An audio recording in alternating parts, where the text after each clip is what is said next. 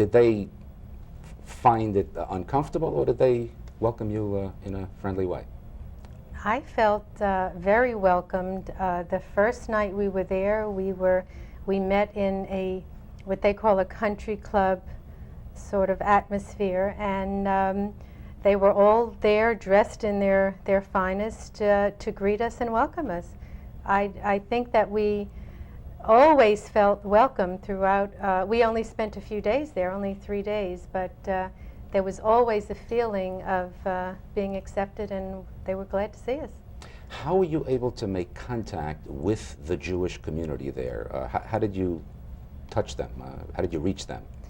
As soon as we arrived in Morocco, we were met by the Joint Distribution Committee, and they had everything arranged. They are the overall body that all our funds distributes. They make sure that the day schools and the Hebrew Home for the Aged, every aspect of Jewish life, they're in touch with. And they showed us, it was through their eyes that we saw everything. We're going to put one photograph on the screen, the first photograph, which has one of the people that represents that organization, the Joint Distribution Committee. If we can ask that the first photograph be put on the screen. And the gentleman all the way on the left is? Seymour Epstein, known throughout the Jewish community as Epi.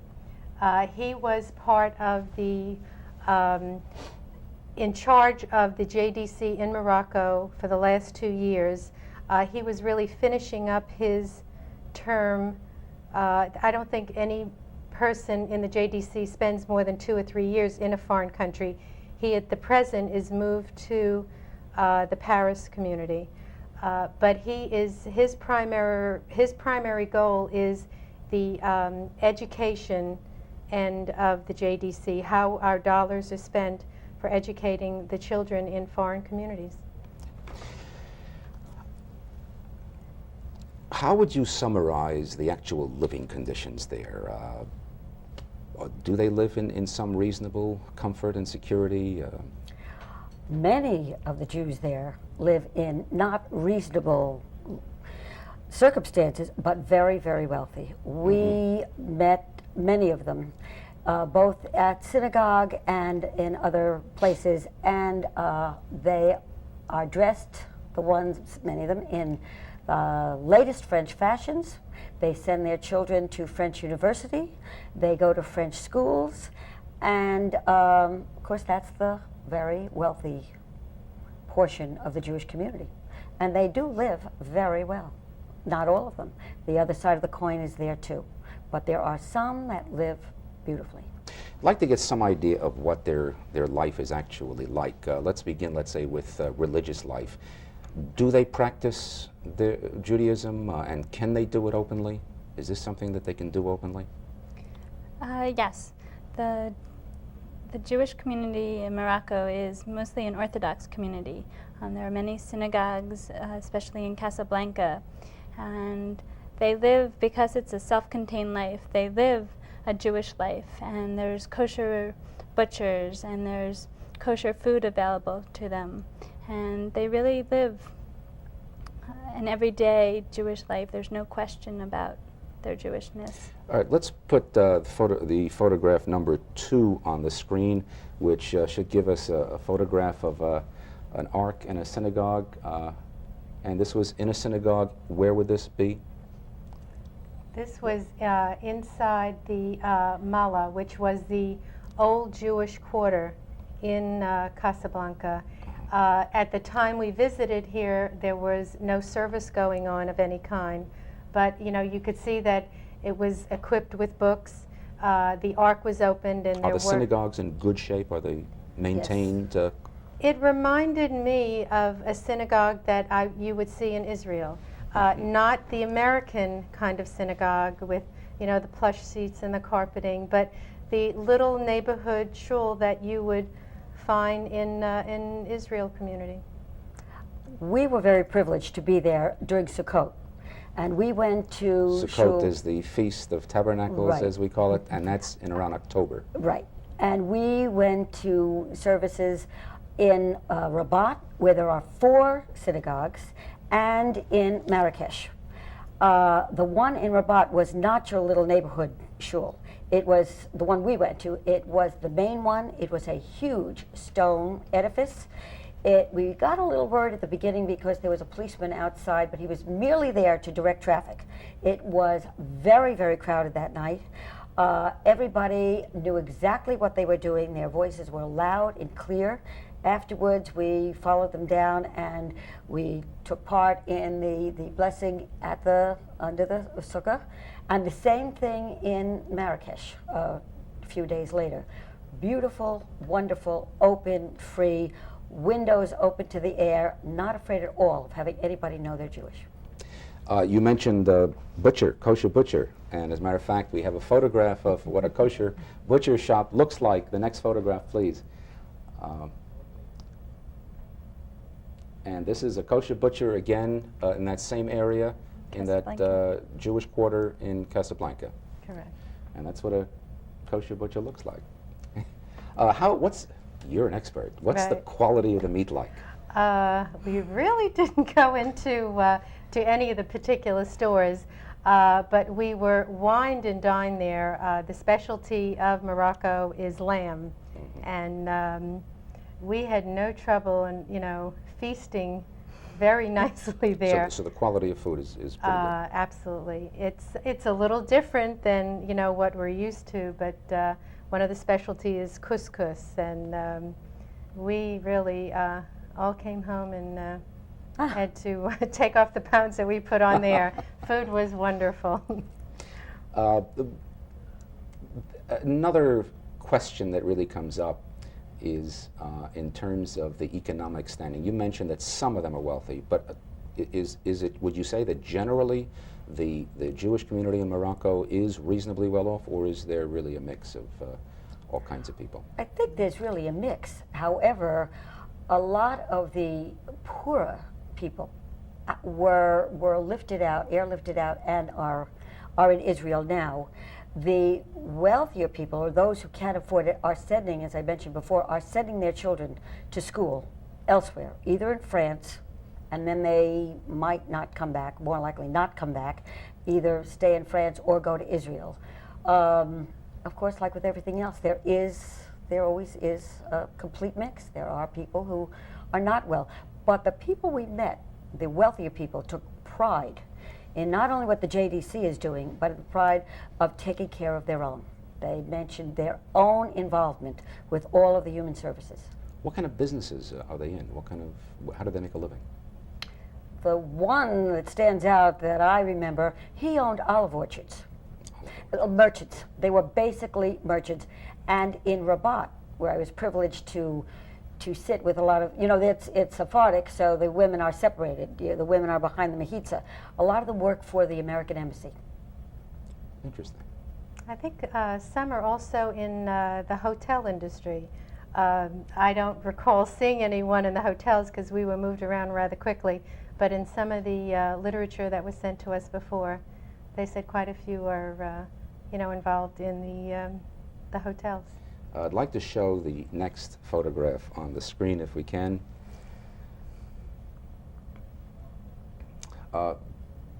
This is what? This is within a courtyard, also within this Jewish quarter. From what we understood, this used to be a wealthy home, and the whole upstairs were rooms where now some elderly are living. They have for elderly a residence for elderly. And who provides this facility, or who takes care of this? The JDC, the Joint Distribution Center, really provides the upkeep and the welfare for these the seniors who live there. Are there young people there? I didn't see anyone in the age span between, say, the time you graduated high school until the early 40s.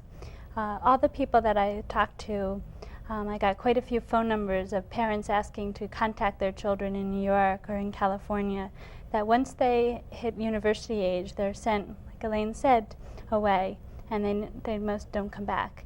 And someone told me that the only especially the women. The only women that stay are women who didn't go to university, whether financially couldn't afford to or couldn't get in. And those are the women that stay in Morocco.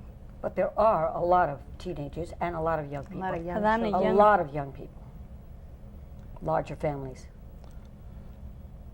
We'd like to talk a little bit about some of the people that you've met. That's one of the things that I've always found interesting, is there's always some person that you run into that has to be kind of described as unforgettable. We'd like to have the next photo on the screen, if we can, and maybe that'll give us an idea of someone we'd like to tell a little bit about. This was, again, an elderly person in the Joint Distribution Committee. Yeah, this was a resident, and what she was doing was, I guess, what we would call an arts and craft program. She was wrapping a hanger in some sort of a yarn, and you know, I'm sure it's therapy. I'm sure that they may sell these to visitors who come, or just to keep them busy. No one was just sitting around or lying around. They were really doing something. And this woman was, I think there were 3 of them sitting at the table, you know, very busy with their hands, very anxious to have their pictures taken. How was their mood? You know, that's something that always... They were very cheerful and very happy to see visitors. And I think a large part of their happiness and their activities was due to a woman, 23 years old, who was a volunteer of the JDC. And she was sent to Morocco, to Casablanca, for a year. And part of her job is working with the seniors in the home. And as we were leaving, she came in with her arms full of flowers. It was Friday afternoon, and she said she always goes and buys flowers for the seniors, and they make arrangements. And she had so much life and so much love for the people. It was really a wonderful experience. What language do they speak? French. French. And so what did you do?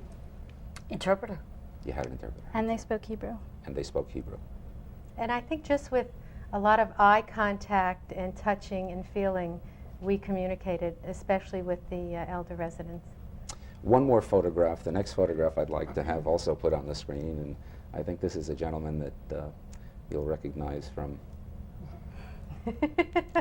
Every time I see that picture, you know, that's the kind of unforgettable character. Tell us a little bit about him. Well, when we met him, he was also upstairs on top of this courtyard, and all he wanted were cigarettes.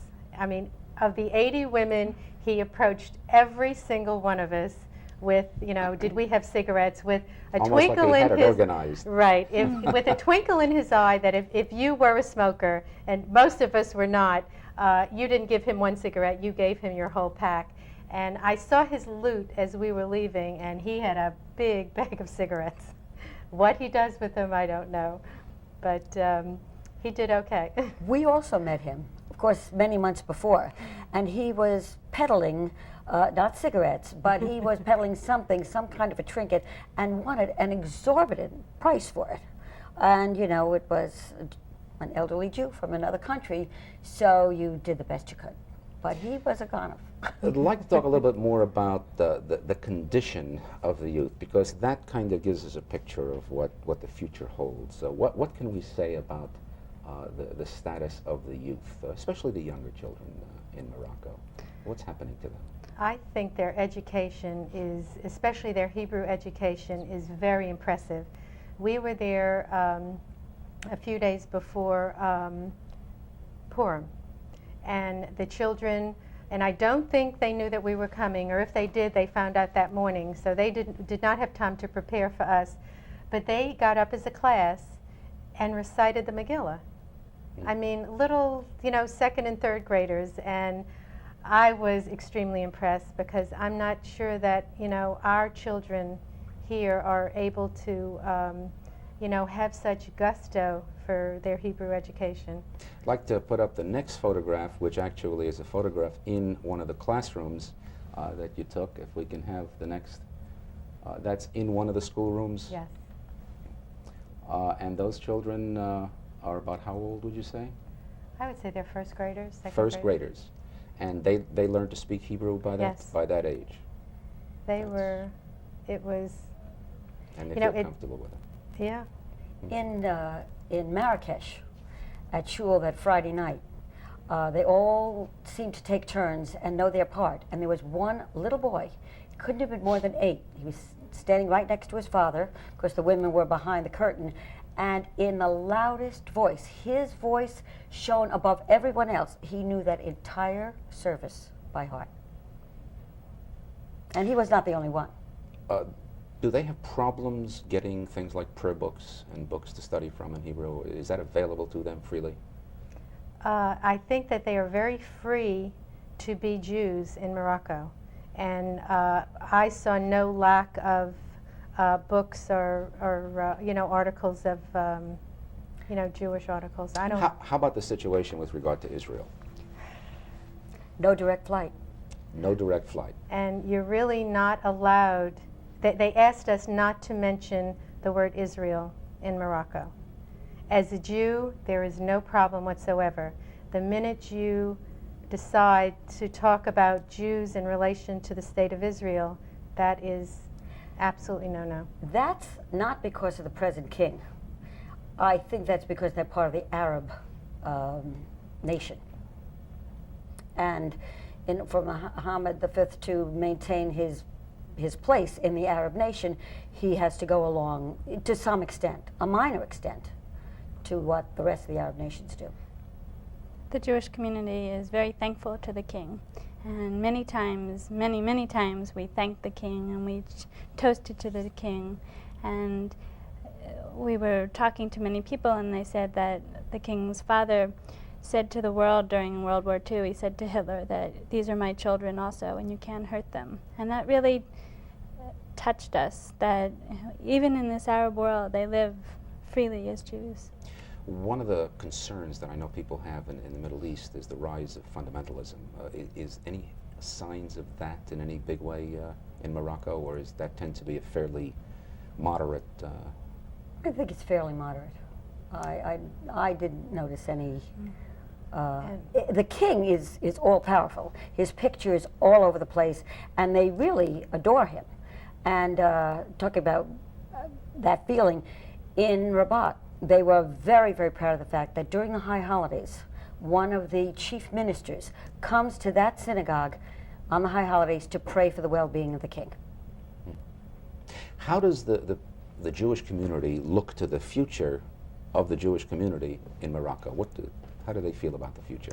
I think their feeling is that it is a dying community. At the present, in the there are I think 10,000 Jews, where about 20 years ago there were 300,000. So it is definitely a diminishing community, and I don't know if, in the next few years, if the older children remain in Europe after their education, that's sort of the focus. Do they talk about this? Is this something that they're really concerned about? They're concerned. There's a sense that this time is very precious because no one knows what tomorrow will bring and what the future will bring for the Moroccan Jews. And it's preparing for the future. I mean, that by sending their children away, and especially the wealthier Jews that we met, there's a sense that they have 2 lives, one in France or one in Israel or one in America, and their life in Morocco. And they're not willing to give up the life in Morocco yet, but they still are preparing for the future. They kind of feel that they also send them away because they're worried about intermarriage. They want to make sure that they're in a community where they can find proper mates. If you had to kind of sum up what effect this had on you, what did you learn from this? What did it give you, this experience of visiting a place like Morocco? Because frankly, to me, it seems like a very, very unusual place to visit. What kind of impression did it leave you with? My impression was that I visited an exotic country, and they were Jewish people, just like you and I. The feeling that I was left with is that I am so proud of what the JDC is doing there, and would there even be a Jewish community if the JDC were not there? What would happen if the JDC really didn't do what they did? The wealthy people that are there would survive nicely. the question you asked before, what do they see as their future? As long as the present king lives and is well and in power, I think the Jewish community there is protected. What would happen after that is anybody's guess. I really don't know. Would you say that the JDC's presence also offers some security? Oh, in terms of, absolutely.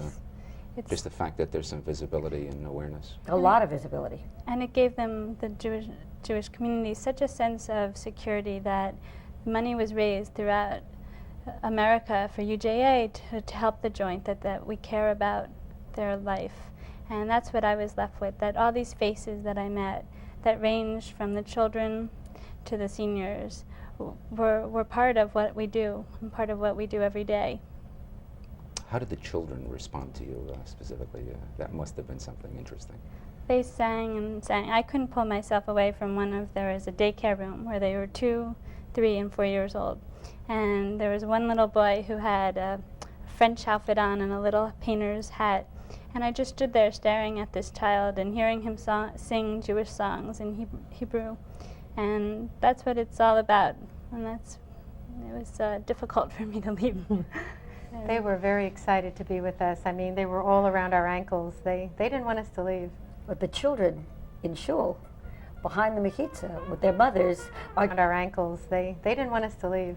But the children, and they played, and they were under the seats, and they were over the seats, and the mothers were trying to shush them. They were children.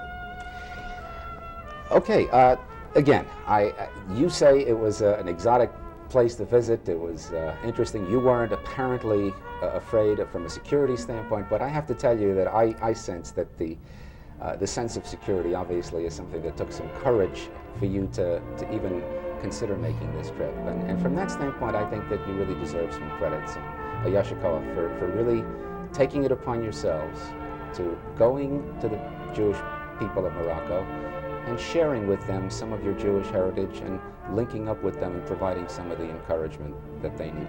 Thank you very much.